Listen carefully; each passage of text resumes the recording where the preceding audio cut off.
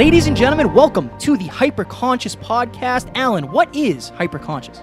Once you understand why something is the way that it is, now you have the power to change it. Great conversations with great people and great questions are the keys to the kingdom of unlocking your consciousness. Every single action that you do starts as a thought. When you control the way you think, you will control the way you act, and you will control the way you live. That is hyperconscious.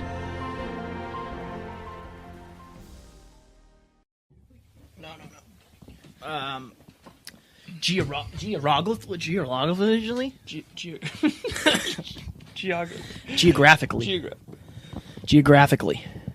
This is cool. So I would say make sure that pretty face is showing. Yes, true. They're going to want to see that thing. They're going to want to see that thing, Alan. That face. You good? Ready?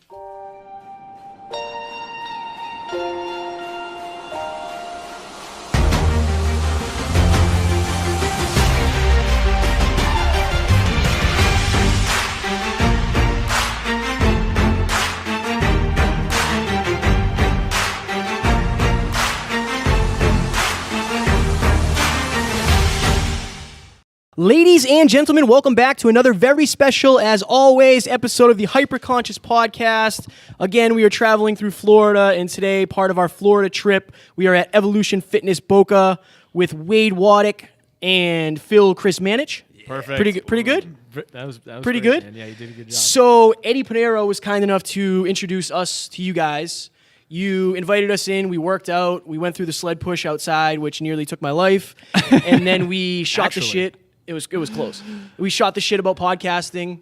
We learned a little bit about your pasts, but you're both veterans. You both served our country. We appreciate you for that so very much. Thank you. And now you have this next level gym where you're focused on helping people and teaching people the way of nutrition and fitness and all that happy jazz. So we're super excited to sit down with you guys and chat today. Cool, man. Yeah, thanks for having us. So, yeah, thanks. Yeah, we're super stoked, man. So Eddie has been absolutely influential in, I know, both of our lives, but I'm going to speak for myself since we got both of us here today, which is great.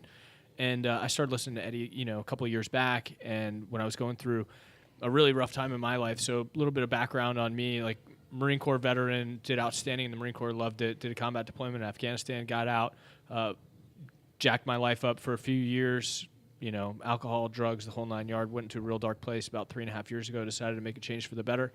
And took me a while to kind of find the position that I'm in now, but here we are, right? Co-creator of a business, co-host a podcast, and we're changing lives every day. Love that. What about you, Wade? Tough to follow. Yeah, right. My background's a little bit different. I grew up, I think where my entrepreneurial spirit comes from is my father. He's owned his own business my whole life. So I grew up on like Tony Robbins and the cassette tapes of Zig Ziglar and all that stuff. So I've just kind of been hardwired that way. I've always been into fitness. It was instilled into me at a very early age through my father as well.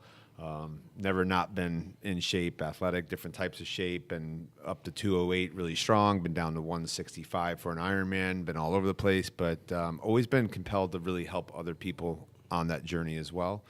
And did, like Phil, served 4 years in the Marine Corps, no combat. I was pre-9/11.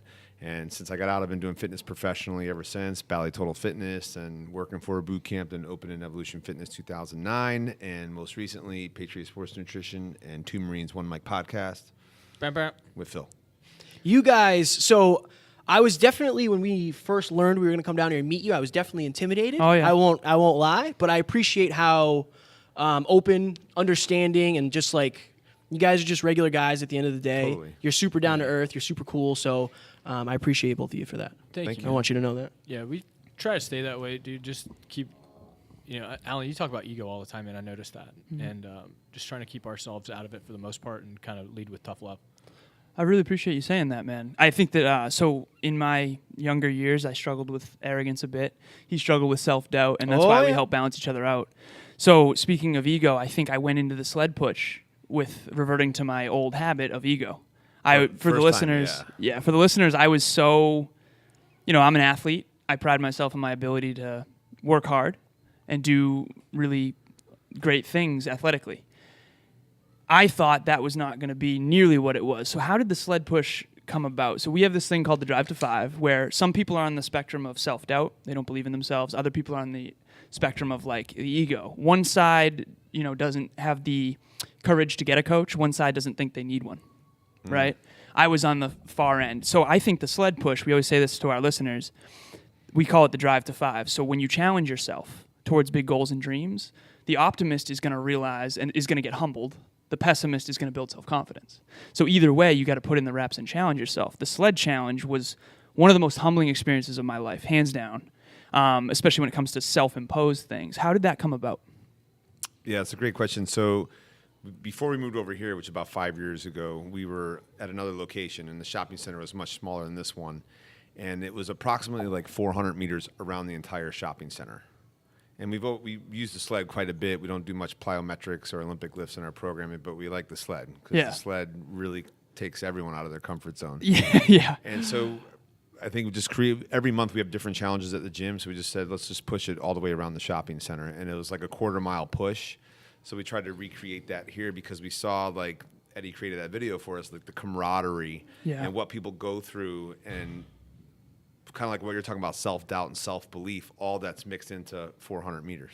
Yeah. So it's really cool. And we've switched it up each month. We want to keep switching it up because it's been like it's fun. I mean, we're walking like 8 miles a day because no one pushes it by themselves. So it's a journey. It's a 400 meter journey of all that wrapped into one, the self-doubt, the self-confidence. And so it's cool, but that's how it came about. Okay. Like I said before, obviously I didn't do it today because I almost died last time, but there's something about challenging yourself, like really, really pushing yourself. And I think that not many people understand how much they really have in them. Like at the end of the day, how much you really have left when you've actually given up. You know what I mean? I feel like most people never tap into that last like 20%. That last 20% where it's like, now it's mind over matter. Yeah. Now it's mind over matter. So you guys, I feel like, are really good at tapping into that last 20%. Dude, 100%, man. That's something that's very, very difficult to get to, I think. Serving in the Marine Corps, we learn over just complete sleigh fests how to do that, right? Because you don't have a choice. Whether you're in training or in a real life scenario, like you're gonna push yourself. One, because you don't want to look like garbage in front of your friends, and two, that's how you get better, right? Sweat in the rear saves blood on the battlefield kind of saying. And you really understand very early on when you're in the Marine Corps that you can push your body to places that you've never been before. Now, I've been out for 6.5 years. Wade's been out for what? A longer time. Yeah. 19 years. 19 years, yeah. Dude, yeah, but you've been out for 19 years, I've been out for 6, and you're in better shape than I am. So there's that, right? So over those 6 years, right, that diminishes, right? That's not something that stays with you if you don't keep doing it. If you don't keep doing it, yeah. There's continued practice, right? Practical application all the time. If you're not putting yourself to those types of mental depths often, that's it, right? So the first time that I got out here and I pushed the sled, I was like, same thing as you, Alan. I was like, oh, cool. Like, I make it through physical stuff because I'm a pretty physically fit dude. Even when I'm not in the greatest shape, I could still beat most people in whatever physical activity that we're doing. I went out there. I made it 3/4 of the way down. I didn't even make it to the halfway point. Put all the stuff in a shopping cart and pushed it back. Yeah, humbling. Very. Yeah. And then I still, to this day, I haven't heard the end of it. Right? I haven't heard the end Wade is smiling right now for everyone. I had to redeem myself, man. I had to go out there and redeem myself. And I thought as hard as I possibly could to get myself back to a point where I knew that, like, I needed to push myself, So I always take myself back to this one hike that I was on when I was in the Marine Corps in Camp Pendleton, up what they call the microwave shelf at SOI. And I just remembered, constantly playing the thoughts that were going through my head there. And I got back in that zone, and I came out 2 days later, and I crushed it. Like, I finished it, no problem. I had more to give. And since then, I think I've done it like 6 times and finished, which is great. I had more to give. Always. I say that all the time, man. Give more when it hurts, and you'll become more when it's over. I say that all the time. So you guys mentioned both being in the military. That's what I'm most curious about. Sure. The standard that the environment sets for you. Because you mentioned you are what you repeatedly do. That's one of my favorite quotes of all time. Yeah. You can't, like... To get back to Kevin's point, he was saying how, like, not a lot of people go to that place where it becomes mind over matter. In the Marine Corps, you guys had to do that repeatedly, right? Absolutely. And so that bar was set so incredibly high. What was it like transitioning back to the regular world where some people's standards are just not there? And what's that still like for you as well? Because physically I think personally we set a really low physical standard in this country. Yes, we do. That's my favorite topic. Yeah, the transition. I mean, like once I said in the intro, I didn't serve in combat, so I don't suffer from any PTSD. So that rule that out completely. There is an adjustment phase. You miss that camaraderie, that brotherhood, that like-minded thought process, and just the way that the world is run. And the Marine Corps is completely different than the civilian world. So you definitely go through some adversity and see that. Being somewhere at 9 doesn't necessarily mean 9 in the civilian world. It means 9-ish. Yeah. Just all those little things. Yeah. And the Marine Corps is probably like all the other branches, but on steroids. It's if Army boot camp 7 weeks, Marine Corps is 13. If this training's that, it's just everything overdone. And that's why Marines are a little bit different. And Phil was kind of touching on the mindset, the mental conditioning that you get when you're there. But I also think it attracts a little bit of a different crowd. Yeah. So there's that, but it is like repeatedly working on yourself and taking the stuff that you learn. Like each life experience has good, bad, and indifferent that you could take from it. And if you leave the military and take the good and continuously keep that, embodied in your being, then there's still a lot of remnants of being a United States Marine. There's other guys that you meet that you'd have no idea ever served because of the way they carry and conduct themselves, and they're not still practicing those things like mentally. That's a big part of it. Yeah, dude. I mean, 100% with I was scrolling through Facebook this morning, man, and I saw like a bunch of dudes that I served with, and they're unrecognizable because of like massive weight gain. It's like the high school athlete, right? It's like all the guys. Sure. I mean, I've been to my 25th reunion, and people don't look like, hey, wait, how you doing? Like, bad habits over time. Yeah. We went to our 10-year. Yeah. And Mine's even tonight. then, it was interesting. It was interesting, to say the least. It was interesting. I'm gonna go tonight. Apparently, there's a 10-year high school reunion. But tonight for you? Interesting. On your birthday. Happy birthday, Phil. Yeah. Thank you so much. Yeah, guys. happy birthday. We'll Thank sing you. it at the Yeah, end. happy birthday. That's right. Perfect. So what about you? We were sitting down when we first came here, right? We were talking to Phil about what happened after you got out. Yeah. You said you went through a shit show. Like, what happened? Thanks for saying shit. I wasn't sure if I could curse. No, on the you can podcast. swear all Oh, you absolutely. want. We're explicit. Yeah. You can You fucking. can swear all you can want. get the fuck after it. Man. What happened to you? Cool. What was that like for you crawling through the mud that you were crawling through at the time? Yeah, man. So, and I don't blame like my position after I got out of the Marine Corps on anybody but myself, right? Like it doesn't have anything to do realistically with anything that I went through, anything that I saw, anything that my family went through. It was the decisions that I made that put me in the position I was in. So I got out of the Marine Corps in 2012, about 2 months after we got home from Afghanistan.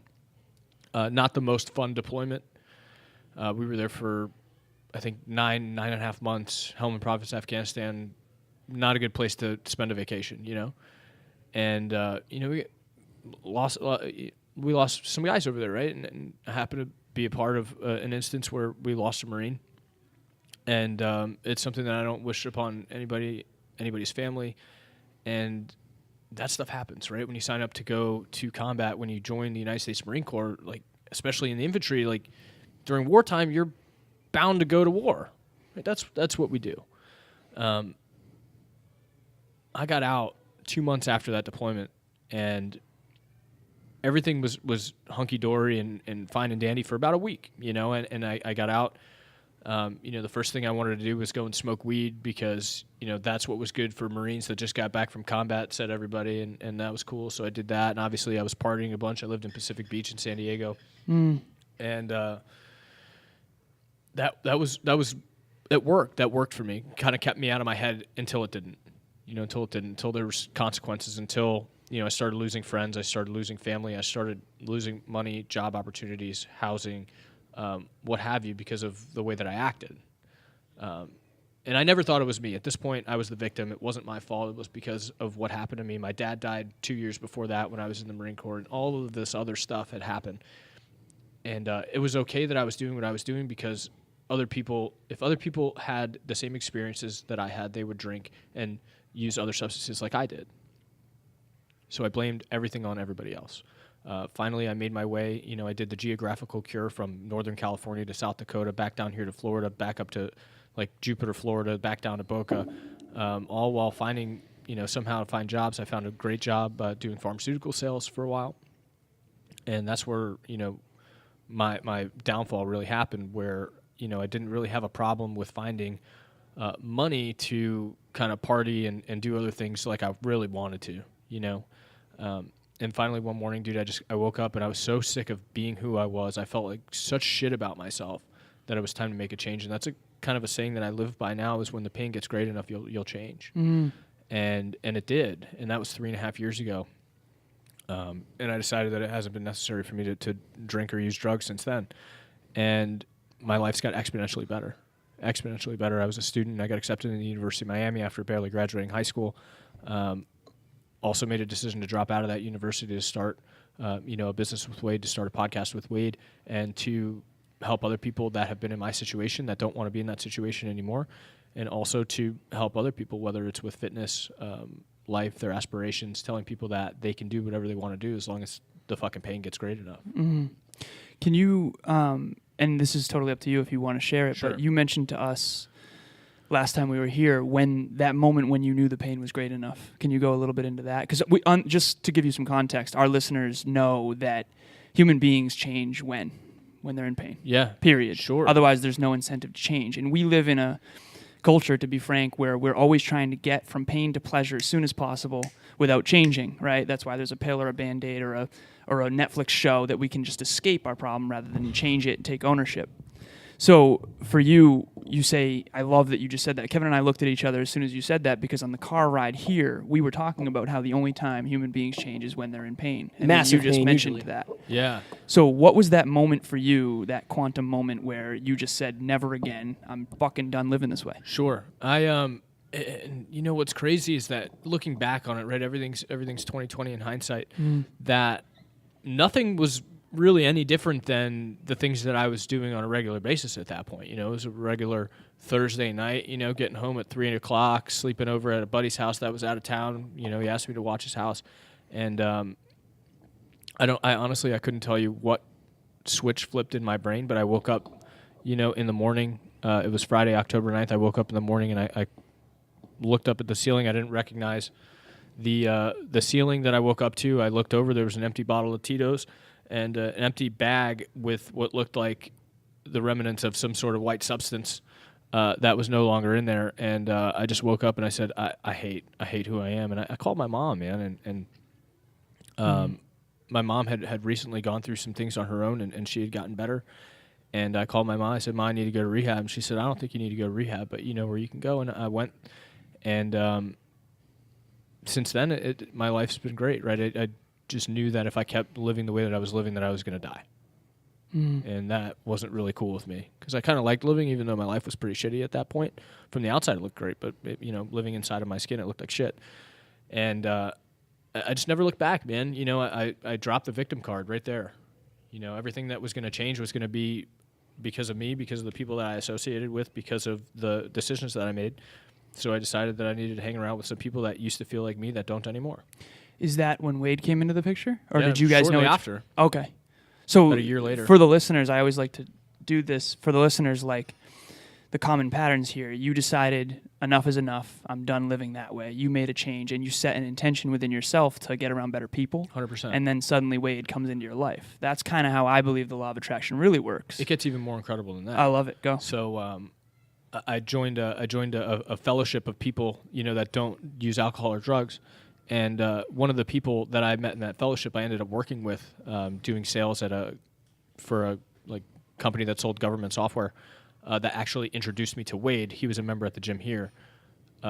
So without me making that decision, I would have never came in contact with the gym, with Wade, and we wouldn't be here. Everything's connected. Like Alan was the first guest I had on this podcast, and now we work together, and we've traveled across the country together, and we're down in Florida. We're living down in Florida for a month. It's like if you didn't do that one thing, if you didn't do that one thing that got you to do the thing that got, it's all connected. And I think that people forget that what you're doing right now, you may not see it for a year or 2 years or 5 years or 10 years. You may not see it until your deathbed. But what you're doing now is going to add up to something. Why do you think you guys work so well together? because Alan and I had these moments because of him. Alan and I had these moments last night. We're driving 4 hours down here. We've been living in a house with each other for the past 30 days. We have a podcast together. We train together. We're trying to change the world together, for lack of a better term. And it's like we just get along really well. We don't argue. It's just pretty simple. And being around you guys, it seems like you guys are just kind of easygoing and you know what you're doing. You know what you're supposed to do. Like, why do you think you get along so well? I think it's like probably just like you guys, like a like-mindedness that we both have. And, you know, if there's a decision he really wants to make and run with it, you know, I trust him, and I think he feels the same about me. And, you know, we both have different strengths and different weaknesses, whether it be working out strengths and weaknesses or business strengths and weaknesses. So, you know, it was coming. But you learn a lot in the Marine Corps about leadership, right? And it's like some people need to be pushed, some people need to be pulled, and the biggest thing you learn is teamwork. And, you know, same with my staff here at the gym. Like, I treat them as human beings. I don't really even consider them employees. I don't talk to them like employees. They're treated with respect. And, you know, I think that's a big part of it, just understanding that it's a team. To go fast is to go alone, but to go far is to go as a team. And if you understand that, you know, I've spoke at schools before. I'm like, you could have one person employee or have 30, but if you cannot lead, you're going to be in trouble if you want to own your own business. So you said push and pull, and I like that because not only do I do push-pull legs for workouts, right, but pull is kind of like inspiring someone. Yep. Push is like forcing, challenging them and pushing them in the right direction. How do you know when to do which in leadership, in your personal philosophy? I think, at least from a staff perspective, is just to know kind of who they are as human beings and like understand if they're the type of person that you could push a little bit or the type of person that needs to be pulled. And sometimes it could be push-pull, you know, 1 month and the completely opposite the next. It's a fine balance and it's tough, but I think it comes through experience and ultimately just treating people with respect, man. I mean, just being empathetic. You know, sometimes I have staff members that are going through a shitty time in their personal life and, you know, I want to ream them a new asshole because I feel like they're just a fucking lump on the log and you're supposed to be like energetic and upbeat and hunky-dory. Yeah. You know, but being empathetic of where something might be going on and just asking them, you know, I have most of my staff's been here a long time and sometimes they need a kick in the ass and sometimes they just need a hug. Yeah. So I feel like you have a pretty good gauge on people and like emotions. And I've had some fair share of hand grenades, but so between the two of you, what have you learned most? Like, I used to be a personal trainer and I learned very quickly that, like, interesting. Like, a lot of people say they want to change, but they don't at all. They don't at all. Yeah. So what have you learned from, whether it's dealing with people in the military or dealing with people after the military or dealing with clients or dealing with other businesses or, you know, other podcasters, whatever it may be? What is something that you can tell the listeners or share with the listeners that you've learned about people that's unique to you? Like, you've gotten from a unique perspective that you've had? Yeah, man. You know what? I always talk about how much I love people, and then I'll be the first person to turn around and say, man, people fucking suck. You know, but it's kind of a push-pull situation in itself, right? I think that people don't give themselves enough credit, right?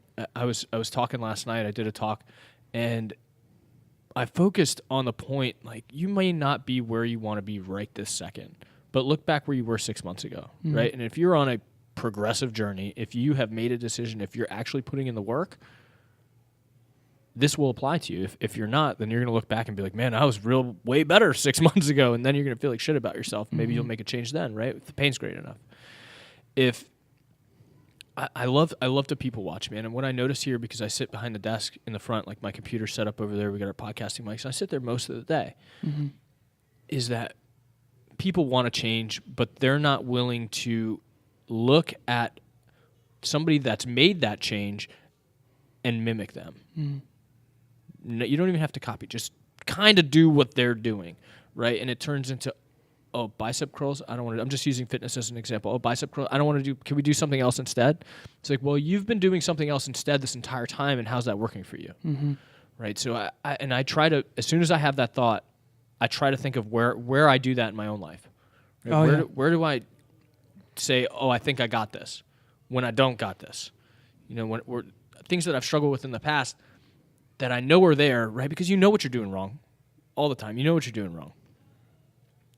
Where am I doing wrong and not willing to make the change? Where am I not willing to watch what other people are doing? Where am I not willing to work?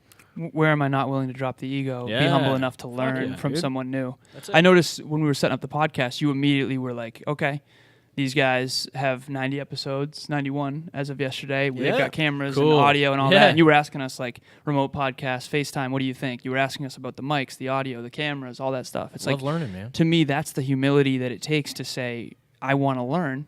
There's something to learn here from other podcasters, and I think that's huge. I used to struggle with that a lot as well. And when you think you know, immediately all progress stops because then you're not going to learn. You're not going to be open to the learning. You got to remain teachable, man. Yeah, got to. What about you?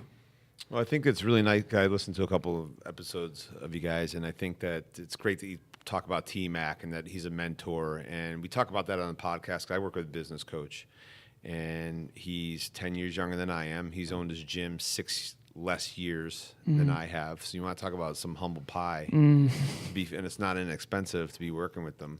But I look at it like this, like LeBron James has a dribbling coach, a shooting coach, a physical conditioning coach. You cannot be great without help, a community, and coaching. You need coaching, and as you guys know. And I think like the biggest thing I've learned from working in fitness is the quote that Phil used is probably should be up in every gym. When the pain's great enough, you'll make a change.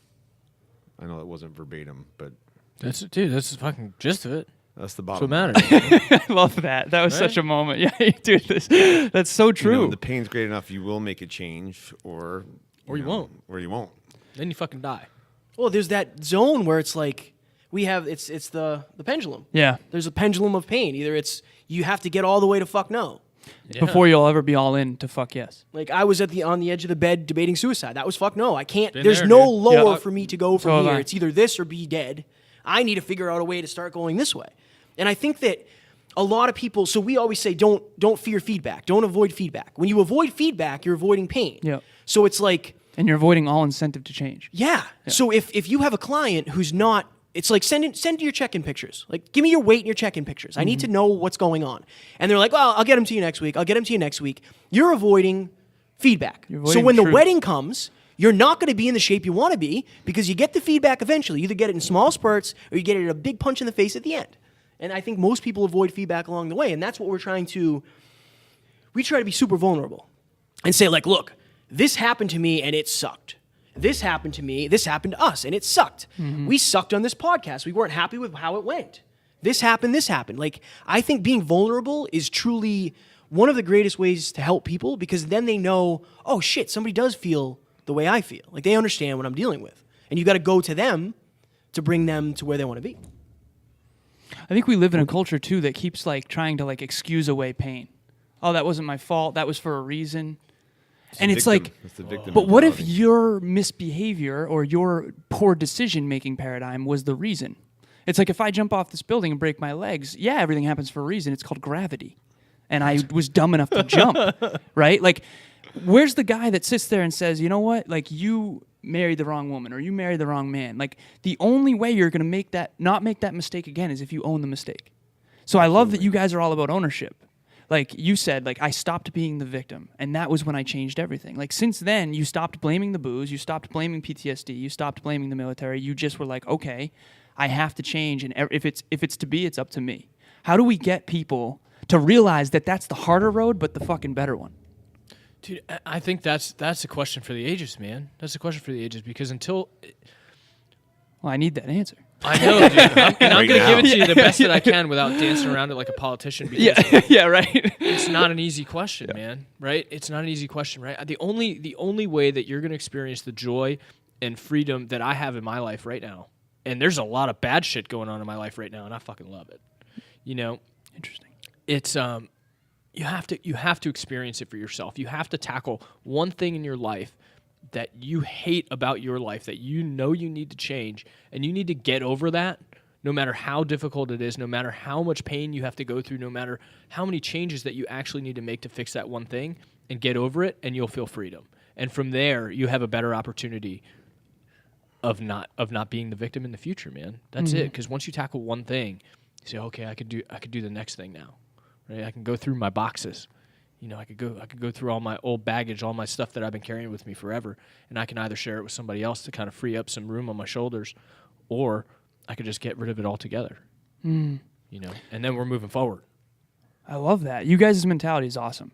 First of all, when we first got here, there was so many people here. Oh, yeah. And outdoors, there was like tire flips and there was all kinds of stuff. What you guys were doing, and then there was the sled push, and then in here was like a whole energy. Everyone was just getting the fuck after it.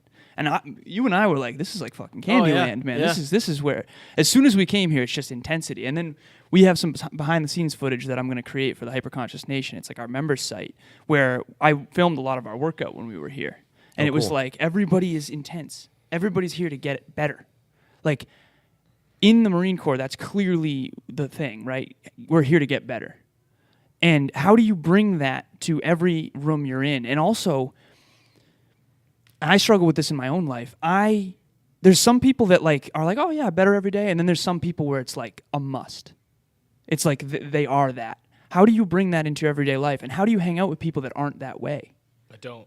Okay, you don't. I don't. And I also feel like, you know, it's your actions that are going to lead people, not what you say. Like we're launching our transformation challenge in 2 weeks.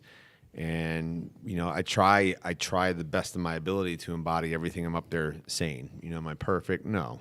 But I try. I give it my best effort to every day try and push myself mentally, emotionally, physically. And I know that I have to, like, embody that. It might not be perfect all the time, but you have to lead by example. And getting back to the ageless question of change, I think it's just a lot of it's human nature that we're wired to avoid pain. We're wired to avoid pain. And there's a quote by Les Brown that says, if you do what's easy, life will be hard. Yes, love it. If you do what's hard, life will be easy. Yep.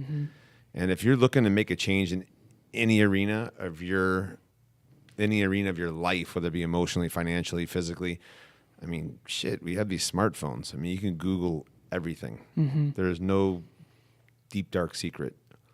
You know, you can model off of people that are successful financially. I mean, we drive down Glades Road, like you do not see a Ferrari, Tesla, Mercedes. We saw one on the way.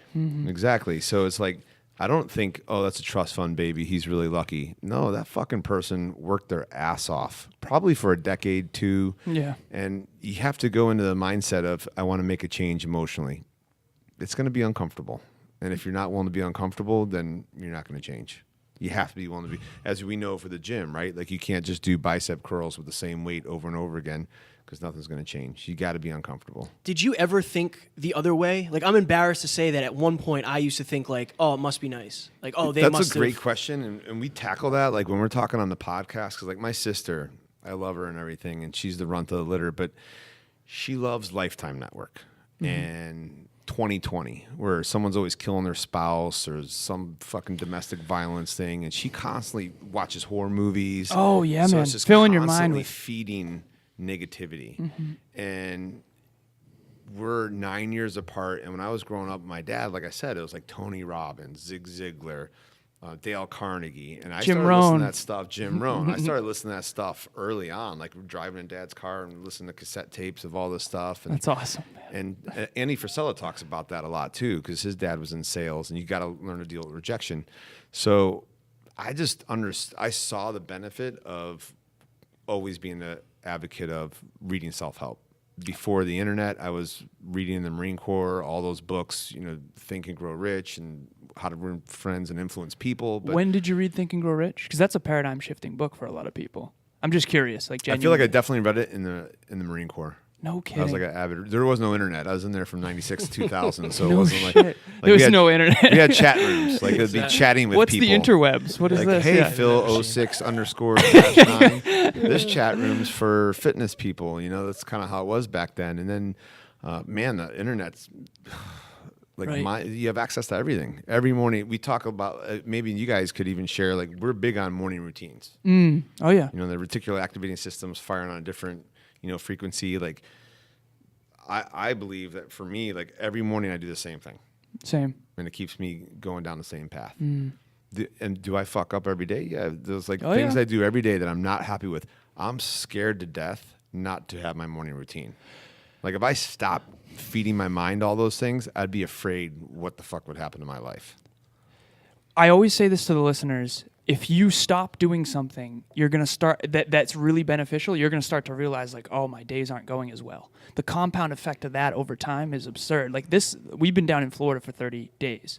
My morning routine, I'm like super structured. And you guys have the military to fall back on when it comes to like, if you take a scared 18-year-old like and make them into something super, super disciplined, how do you do it? Routine. Like you are what you repeatedly do. I love that you just said that because I've been down here for the last 30 days and my mentor is like, you guys fucking work, man. You guys just work. I'm like, I'm operating at like 40%, maybe 60%. Like you have no idea. Like I always say, it's the silence between the notes that makes the music. People are rewarded in public for what they've practiced for years, sometimes decades in private. That's a Tony Robbins quote. 10,000 hours, baby. 10, it's what I'm doing alone by myself that's making when I show up in public that appearance, this podcast right now. This is game day, but it's the prep work up to it that leads to it, right? So how do we get people to realize, because you guys have seen the benefit of pain by especially self-inflicted. I should say, like doing that sled push, I didn't have to do that today. Oh. But I feel like $1,000,000 that I did. And just for reference, I had a 12:16 last time. I did 12:40 something or 12:50 something this time. And I'm disappointed. I want to do it again at some point and beat my time. It was grueling. There's no other word than fucking grueling. But I feel euphoric afterwards because it's like, that was really fucking hard and I did it. And I didn't have to. No one forced me, but I chose to do it. And yeah, it sucked hard, but like it was amazing. And I see the benefit afterwards. So I think a lot of people aren't doing challenging things enough to see the rewards, right? So what's you guys' take on that? How do we get people to realize that, like, because in the Marine Corps, you guys were thrown in and forced to have structure. Sure. And then you saw the benefits of structure and were like, fuck, I want to bring this into my real life, right? How do we get people who never had that to want it? Another, here we go again, right? Yeah. With the question. It's, the Marine Corps is a different beast, man, right? Like the structure that you learn in the Marine Corps, it's fleeting. Honestly, in my experience, it's fleeting. It's not there with you 6 months after you get out, right? So the guy that pushed the sled with you, Brian, he's been out of the Marine Corps for about 2 weeks as a staff NCO. He tried to grow a beard. He said, I had to fucking shave. He said, I couldn't do it. He told us that when he walked in the door. He just got out. Yeah. And because they make you shave every day. Every day, okay. There's no stubble. Yeah. Right. Like every single morning you wake up and shave. So the difference between civilian life and the military from a structure aspect, especially in the Marine Corps infantry or any combat, MOS, arms, whatever you do, the difference is life and death. Like very literally. Mm-hmm. But the things that we learn and the reasons why we learn them and the reasons why we do the things that we do, the reason why we have super tight beds that are made, why we mop the floors, why we field day our rooms, why our uniforms are crisp and clean and not, you don't look like a bag of shit when you walk out the door in the morning, is that because complacency kills and everything, the details are what matter. Right? It's all in the details, right? Because if one little thing is fucked up, if you miss one little piece of wire sticking out of the ground, that's somebody's life. If you don't mop the floor, right? It's the same thing, right? It's very inconsequential at the time, but it has great consequences down the road. So getting people to understand that without actually having life and death on the line, it's not so easy, man, right? It's easy for somebody with a that gets, let's say, diagnosed with like pre-diabetes to be like, oh shit, wake up call. Mm-hmm. My life's at risk. Here we go. Now got to make a change. Happens. Yeah. I don't even know how to simulate it, man, to be completely honest, because I'm 100% biased and kind of corrupted because I've had the other experience. You had the fuck no. I had the fuck no. I had the life and death portion. How do you remind yourself of the fuck no to make sure you stay that same standard? People, by the way, and this just came to me, people constantly in the grocery store and stuff at home. I'm from Uxbridge, Mass, and I'm in a very small suburban town. I mean, like, it's a very complacent town, to be frank. It is what it is. It's very complacent. I'm losing my mind there. But my family's there, and that's what matters. That's one of my biggest whys. People come up to me all the time. This has been happening for the last 3.5 years, because similar to you, I had my kind of fuck no moment 3.5 years ago, 4 years ago. Car accident. But people come up to me all the time and say, you must be in the military. They've said that for years. And I'm starting to realize just in this moment that it's probably because of how I present myself. Like the standard that I've set for myself in my own personal development, they're seeing and they must go, oh, you must be in the military. So How have you created that standard for yourself when it's not your life on the line anymore? And how do you maintain that? How do you sustain it for both of you? My life was on the line again. I was addicted to alcohol and drugs, dude. 3.5 years from that was it. That was 3.5 years ago. I remember that every single day. Every man. day. That's So the something contract? that's something that will stick with me longer than my experiences in the Marine Corps. I feel, right? Because if I wake up, dude, if I get complacent now, if I stop doing what I'm doing now, like life could be over, dude. Every time we go out for dinner, dude, I always make a joke. Like people will be like, "Hey, you want a drink?" Like, and even Wade, dude, so, like joking, like he knows. And he'll be like, "Hey, man, you want a beer?" And I'll be like, "Yeah, if you write me a check for bail, attorney, and you bring some handcuffs over, like, we'll have it, dude. Let's do it." Because that's a fucking reality for me. Yeah. The neuroscience behind that, by the way, for the listeners, like the amount of pain that you've built up in your own central nervous system. Your central nervous system associates death with continuous pain. Sure. You were in pain long enough for your central nervous system to go, nope. This will equal death eventually, so we have to change. Now that built up pain that you have associated to alcohol is the only reason you don't drink anymore. Yeah. And other people are like, oh, there's no reason not to not drink. So what I say to people all the time, like, I want to be the greatest natural aesthetic men's physique fitness model on the planet. Guess what? Alcohol, which used to be one of my biggest kryptonite, Sure, is no longer an option. I can't have my dream and drink. So now I kind of took fitness, and it saves my life because I got rid of booze. Sure. Because now every time I drink, my heart is saying, yo, your dreams aren't going to come true if you keep boozing, man. Right? So for all the listeners, create a dream that's big enough that you want so bad that it will force you to be fucking disciplined. What's your take on the question that I asked him regarding the military standards that was set for you versus the standard you set in your own life? Because you obviously have very high standards for yourself. I notice it with your family. I notice it with, like, your daughter was pushing the sled, and she wanted to. Like, you didn't force her, right? No, she's so, 5. Yeah. How do you set that standard? Flip-flops. Flip-flops, dude. Wade's way more regimented and structured than I am in his life, dude. So how did you create that culture within yourself and then in your environment? I just posted this morning on Instagram all about the goal setting, and I think you gotta have a dream. You gotta know your why. Like you talked about your why. Like your why is a huge. And I feel a massive disconnect when I think of this one individual that comes to my gym who's massively successful financially, but he's gonna fucking die. And he knows enough to be here a couple days a week. Oh, I know. Yep. But he's progressively getting bigger, and his oldest is like 14. And it's like, you're intelligent enough to know that your dad is in the hospital because he's morbidly obese, and you're going down that same path and he can't get out of his own way. And it's like that type of stuff bothers me because it's like, you're intelligent enough. You've built this massive, successful business. You went through some serious schools, but there's a disconnect. Why? I don't know. Why? That's what I want to find out. It breaks my heart. Like, you're going to die. I know people you're like that. cutting off decades of your Well, life. you got to think people that smoke, like, it's going to catch up with you eventually. But I think that they assume, like, well, maybe something in the future will change. Like, maybe when I get, like, that first, big kick in the ass, maybe that'll be enough motivation to, like, you know what I mean? I feel There's like not enough pain built up yet. Right. I'll quit when the pain gets great enough. Yeah. I But the said pain that never shit gets when great I enough. smoked cigarettes for 10 years, man. Yeah, But that, that's not and I also conscious, though. feel like people. One of the things I posted today is like, people, like, he's big, like, he needs to lose 100 pounds. So when you say I need to lose 100 pounds, that's daunting. Oh yeah, for Like, sure. you're gonna train for a marathon. You need to I'm lose gonna that run first pound. 26.2 miles. Like, you need to start with, might be walk, jog a mile. You got to start and get that.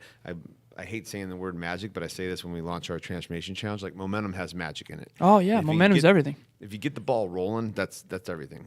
Like the other quote, right? Like, journey of 1,000 miles starts with a single step. It's Lao like, Tzu. well, I'm gonna start working out January 1st. Right. It's November 24th. What the fuck are you talking about? Yeah. I love you You guys. keep your You guys are Are my you fucking gonna favorite, stop man. bro? eating from November 24th? Like, what? Now. Like, Yeah, now. right. Just take action. Yeah.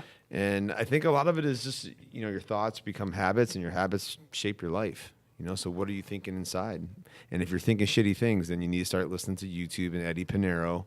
Right. Your World Within, and all that Lifesaver, stuff. man. Ode to excellence. It's all every day fucking- for ALAS. I'd love to continue talking, but we're running up against the clock, so I want to make sure that you guys get to plug all the things that are happening, your transformation challenge, your nutrition line, your podcast. You guys have a lot of things going on. So Dude, we have have so our much, questions. man. we don't have time. We don't have time, even No. if it was like No, super fast. Nope, we don't have Damn. time. You sure? If we have 12 as a hard stop, we got 4 minutes. So I want to make sure we get. I think we should ask our questions. Let's do the questions, man. We can do the questions. We'll Yeah. pack We it can up, plug or fast. we'll run to meditation, and we'll come back and clean up the Yeah, podcast. we can do that. Perfect. So obviously my favorite question, as listeners will know, I'll ask both of you at the same time. Maybe at one point it was different. Maybe in the military, while you went there, maybe your purpose you felt was different. Same for you, maybe. But what do you hope to accomplish before you die with this life that you've been given? Dude, you know what, man? That's an awesome question because I get to use my favorite saying that I've had with me now since February, and I don't want to be just like every other. Oh, I want to help people and do the right thing. So I'm gonna be selfish as shit right now, and I'm gonna use somebody else's content because it really shaped my thoughts for the past, I don't know, 10 months, almost 10 months. Yeah, February would be a year. And the guy's name's Ed Milet, and he said something at a speaking event, and he said, "I have one fear, and I have this belief that when I die, I'm going to be able to meet the greatest version of myself, like the best version of Phil that could have ever possibly have been. When I die, I'm going to get to meet that version of Phil. And my biggest fear is meeting Phil and not recognizing him. Being a complete stranger to myself, to the best version of myself, is my biggest fear, right? So my purpose in my life is to be as close to that person as I possibly can. I'm not fucking perfect by any means. Like, if you see me, on any given day, I could be looking like a bag of shit, right? But over a grand period, I want to be as close to as I possibly can to that best version of myself. So that way, I'm not only the best version for myself, I'm the best version for my business partners, I'm the best version for my friends, I'm the best version for my family, for my kids one day, right? For my fucking dog. Man, I love my dog, right? So that I could be the best version of myself for all of those people, including myself. Hell yeah, man. That's it. That's a great answer. That is a great answer. Hell yeah. No pressure. And happy birthday, man. 29 years young, just getting getting fucking old, started. man. No, Getting just old. getting started. No pressure, Wade. Wade? No pressure.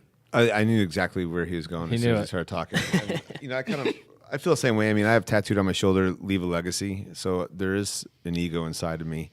I could be humble, but I just want to leave a legacy. I want people to say you made the world a better place. I think you're doing that. Definitely doing that, man. Dude, Gary Vee, all I care about is how many people show up at my funeral. That's it. Own the dash. Right? Amen. Amen. It's what you do in the dash.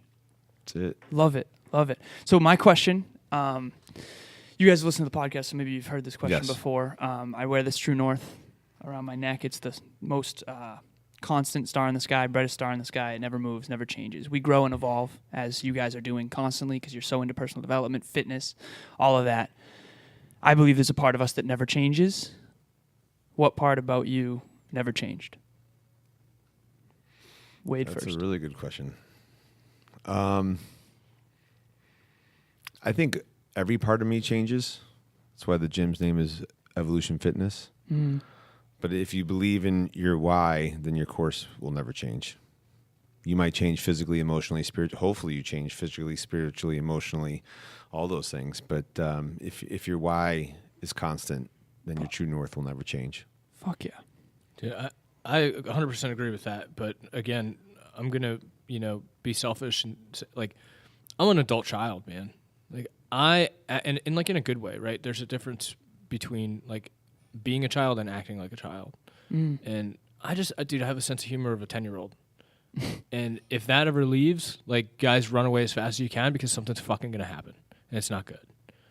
Right? So if I ever don't make like a dick joke or I'm not even kidding. Like, like Wade's afraid to go in public with me at this point. Like, because I rarely hold my tongue for anybody. Every other word out of my mouth is fuck.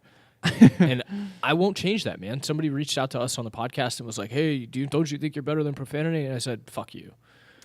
Not actually, but like, I don't change, man. Like, I made sure I threw in a few extra F-bombs for that because like, that's just how I talk, man. Sometimes like you need to get the emotion out. So like, I'm going to make like off-color jokes and I'm going to use vulgarity and I'm going to say fuck, as many times as I want to. You guys are going to look at me stupid, but I curse in front of my mother. Like, I don't hold back fuck in front of my mom. Like, so why do you think that I'm going to do it for you? That's what's never going to change, man. Being yourself. Yep. Being yourself. Unapologetically you. That's it. Hell yeah, boys. This has been amazing. This has been amazing. I feel like we need another 3 hours. Right? Yeah, right. Joe But, Rogan style. Keep going. Right? Yeah. So Plug away. Yeah. Since I tried to get you to plug, and then Alan, Sorry. jumped in. I'll do Patriot. You do podcast. Sure. Cool. So Wade and I in February decided to launch a few companies in order to reach as many people and bring as much value as we can to people as fucking possible, man. So we started Patriot Sports Nutrition, concept way earlier this year. We launched with product in July 4th. So it's our Independence Day as well of this year, 2018. And it's going incredible, right? So we're a veteran-owned performance supplement company called Patriot Sports Nutrition. We have a pre-workout powder that's fucking delicious. Took it today. Awesome. Yes, Delicious. I took it last time. I can vouch. It's called AT4. We do a very simple and structured amino acid complex called Amino Ammo, and we have probably the most effective fat burner powder, drink mix, whatever you want to call it, thermogenic on the market. It's called Lean 22. Comes in 2 flavors right now. We got some new surprises and flavors coming in the future. Support us, guys. We love to give back. Our mission is to give back to veteran charities, veteran organizations, law enforcement, firefighter, LEO, as often as possible, right? So we're doing 5% back on every purchase, and that will grow over time as we grow. Hell yeah. And we also have a podcast, Two Marines, One Mic,